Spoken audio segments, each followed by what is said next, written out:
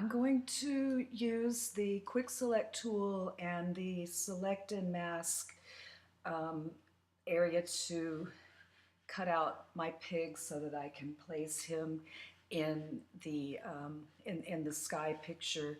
There are a number of ways to select, and selecting is extremely important in Photoshop because most of what you're doing is making composite images, and the better job you do on a selection, the less it looks like a Photoshop job. Okay, so I want to be sure that you go through this entire chapter very carefully. I'm only going to focus on the quick select tool, a little bit of the lasso tool, and then going into this select and mask workspace. Um, but we can get a pretty good and quick selection. Photoshop users rejoiced when the quick select tool came out. It hasn't always been there. Whoops. Okay. So this tool is great because it just reads the pixels. There's a it can tell, more or less continuous, continuous numerical values of pixels, and then it can pick them up. It starts to have trouble in areas like this where you don't have a whole lot of contrast.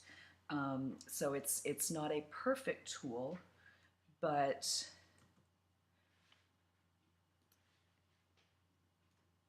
okay, but it's still pretty darn good.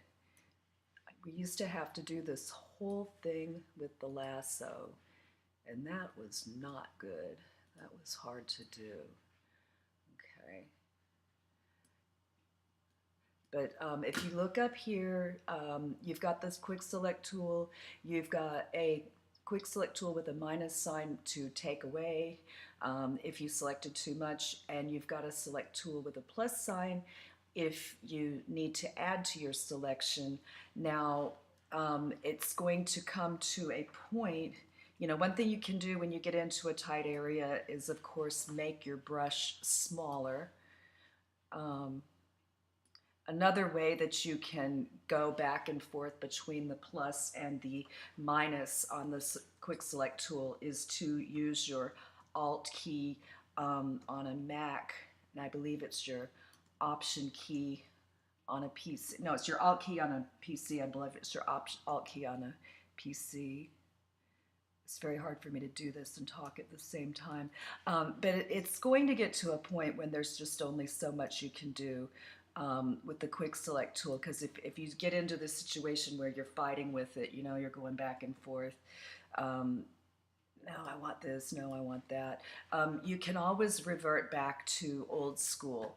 And usually before I go into the select and mask mode, I highly recommend doing this anyway. I like to zoom in, and I've been reversing my zoom in and zoom out tool all day, so why should I stop now? I actually like to zoom in pretty tight and go along the whole edge, and the better job I do at selecting on this step, the better job I'll do when I get to the select and mask step. Okay, so I am going to just come around here and very quickly, if I think I can just add a little bit more or just take away a little bit more from some areas to make my life easier, later on I will cut off part of his ear right here, and I want to make sure, whoops, if you screw up, you've got Command Z, your best friend. You also have the history palette, your other best friend. So don't worry if you make a mistake. The lasso tool is a freehand selection tool, and you do have to be holding either the shift or the option key or alt key for this to work, okay? Because if you don't hold either of them down, it's going to make your entire selection disappear.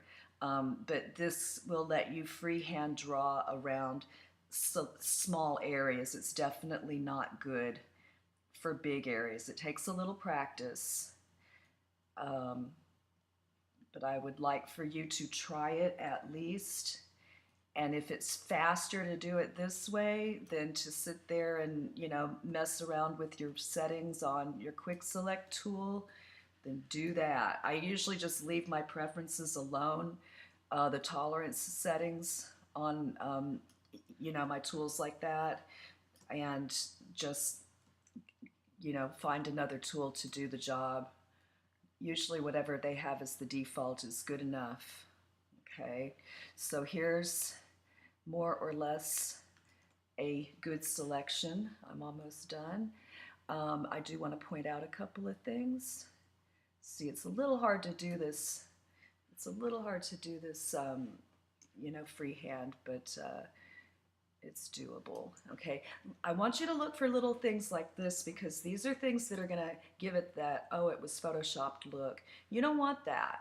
Okay, I couldn't see that when I was zoomed out, but I can definitely see it, and if it's on a contrasty background, it will show up. Okay, so the next thing I'm going to do from here, after I'm satisfied that I've done the best job I can do with my selection without killing myself, the whole point of the select and mask environment is that it's to make easier something that we used to have to meticulously do by hand like this. And I would say I've done a pretty good job right now. I'm going to zoom back out. Let's see, let me get my zoom tool and I'm going to zoom back out, and I'm going to take it into the select and mask environment, and then I'll show you what I want to do there in another video. So I have to be on one of my selection tools for this to show up. In some part of your book here, it might talk about choosing the refine edge option up here. That is something old left over from CS6 that they have not changed in the book yet. You will not find refine edge up here, so don't freak out. Just select and mask is on the very first page of chapter 7, so just click select and mask and you'll be in here and you'll be ready for the next step.